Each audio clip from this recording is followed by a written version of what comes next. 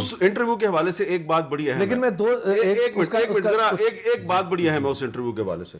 شبلی صاحب, یہ 1 اکتوبر 2020 کو پیمرا نے ایک آرڈر جاری کیا, اور prohibition order in pursuance of section 27 regarding broadcast اور rebroadcast of programmes of proclaimed offenders ابلیگ ایبسکانڈرز, اور اس میں کچھ کورٹ کے فیصلوں کا بھی حوالہ دیا ہے, اور اس میں یہ بھی کہا ہے کہ it has been observed that the licensees are violating the earlier directive dated May 27, 2019 passed regarding proclaimed offenders, اور یہ اسحاق ڈار صاحب کے بارے میں تھا.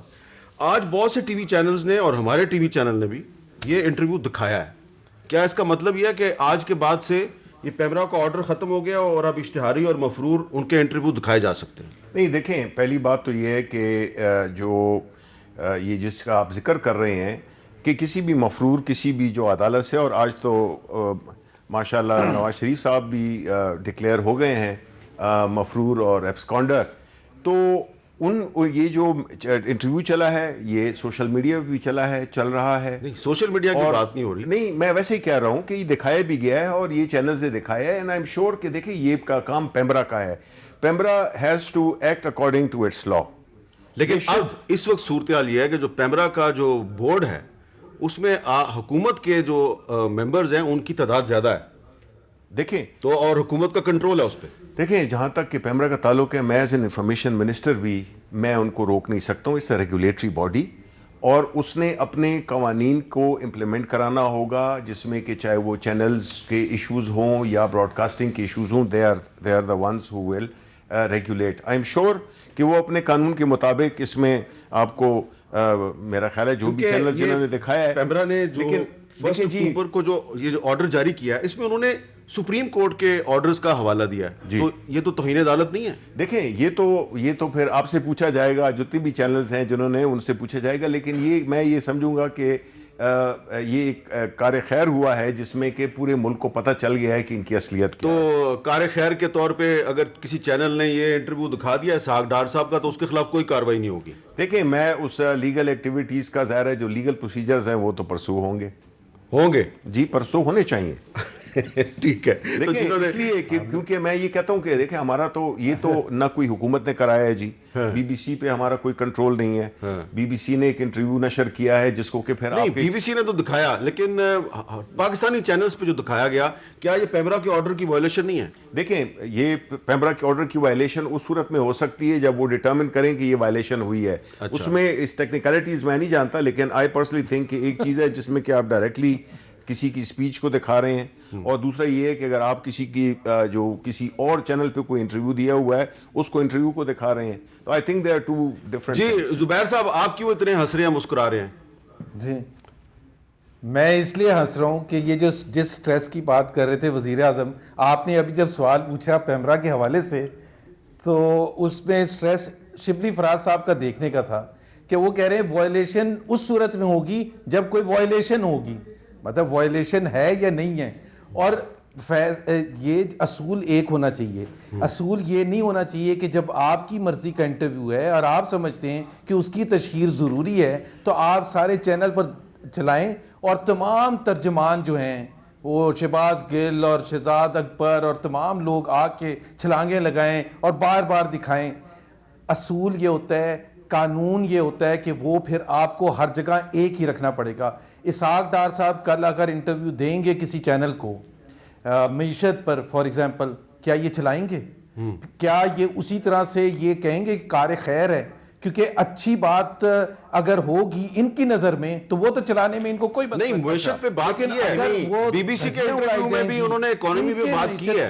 میرا سوال یہ ہے جی, میرا سوال یہ ہے کہ یہ اس انٹرویو سے ایگری کرتے ہیں, اس کے بارے میں جواب دیں نا. یعنی یہ اب آگے ہیں, دیکھیں اس وقت ملک کی بات ہو رہی ہے جس میں کہ اس شخص نے جو کہ ان کی پارٹی کا اہم ترین لیڈر ہے, اور میں حیران ہوتا ہوں کہ زبیر صاحب جیسے ان کے بھائی نے بھی ایک انٹرویو دیا تھا کیپٹل ٹاک پہ. اور پہلی بات تو یہ کہ میں بالکل سٹریس میں نہیں, اللہ تعالیٰ الحمدللہ ہماری پارٹی کا لیڈر, ہم اللہ تعالیٰ کے فضل سے ہمیں کوئی اسکیلیٹنز ہماری کورڈ میں نہیں ہے کہ ہم سٹریس میں آئیں.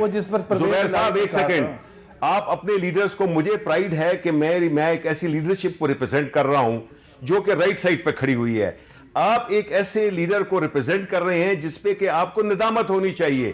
آپ کو ٹی وی پہ آج آنا ہی نہیں چاہیے تھا میرے حساب میں, اس لیے کیونکہ جو سب کچھ ساری دنیا نے, سارے پاکستان نے دیکھ لیا ہے کہ جو آپ کی پارٹی کے ایک اہم ترین لیڈر, آپ کی پارٹی کے سمدھی, انہوں نے جس طرح کا ایک اچھا, اور دوسری بات جو انہوں نے کی, پارٹی کے سمدھی نہیں, نواز شریف صاحب, نواز شریف آپ کے, میں یہ نہیں پارٹی کے لیڈرشپ کی میں سمدھی کی بات کر رہا ہوں, میں یہ کہہ رہا ہوں کہ دیکھیں اس میں انہوں نے 2 چیزیں کی ہیں. ایک تو یہ ہے کہ ان کا سب نظر آ گیا, ان کا چہرہ سب کچھ, کہ وہ انہوں نے اپنی جائیدادوں کے بارے میں پھر جھوٹ بولا, انہوں نے سارے جو ان کی جو آرگیومنٹس تھے وہ سارے انہوں نے ڈیمولش کر دیے.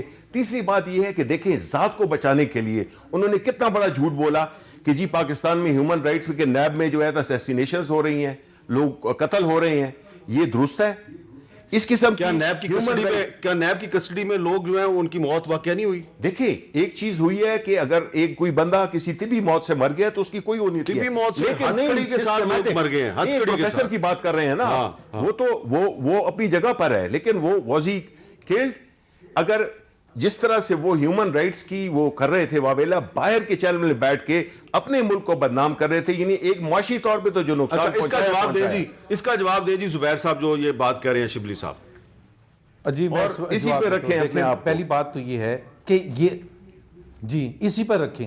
ایک تو یہ آپ بیٹھ کے فرشتوں کی طرح نیچے نہیں دیکھ سکتے کہ جی آپ کا لیڈر جتنا بڑا بددیانت ہے, اس کی مریم نواز نے اس دن جب کلاس لی تھی کہ وہ ہے بڑے ایماندار, لیکن دوسروں کی ہاتھوں میں جیب ہوتا ہے.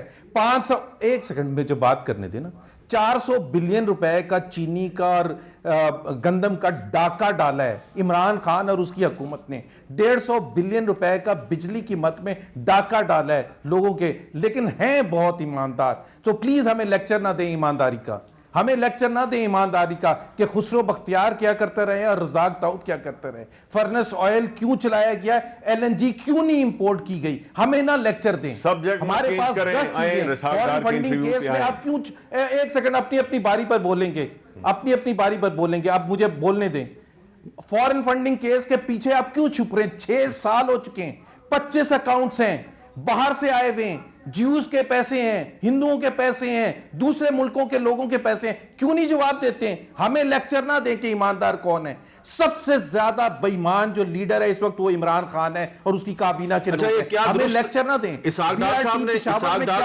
ہمیں لیکچر نہ دیں, آپ آکے جواب دیں. آپ کیوں سپریم کورٹ سے سٹے لیتے ہیں؟ اسحاق ڈار صاحب نے یہ درست کہا ہے کہ ان کی پاکستان میں صرف ایک ہی جائیداد ہے. یا یہ جھوٹے ہیں حامد میر. اچھا میں میں آپ کو اس کا جواب دے دیں. جی زبیر اور عمر اس کا بھی جواب دے دیں. سوری حامد, میرا ایک کوشچن ایڈ کر دیں کہ آیا زبیر جھوٹا نہیں ہے؟ زبیر جو بول رہے ہیں یہ جھوٹے نہیں ہیں؟ کس بات پہ؟ انہوں نے جو بیان دیا تھا کہ جی میں تو ملے ہی نہیں ہوں کسی سے, بتا دیں نا. اچھا جی چلیں جی زبیر صاحب یہ بھی بتا دیں. جھوٹے سارے بیٹھے ہوئے ہیں اور ہمیں جو ہے تو اس کا بھی جواب دے دیتا ہوں. جی شبلی فراز صاحب اس کا بھی جواب دے دیتا ہوں. جی جس دن ISPR چیف نے یہ بتایا تھا اس کے تھوڑی دیر بعد میں نے انٹرویو میں شاہ زیب خانزادہ کے انٹرویو میں یہ کہا تھا کہ میں ملا تھا. تو میں نے کبھی کہا ہی نہیں کہ میں نہیں ملا تھا. اچھا ٹھیک. تو آپ زبردستی کہہ رہے ہیں کہ میں نے جھوٹ بولا تھا. دوسری چیز جو جہاں تک صاحب کے انٹرویو کے,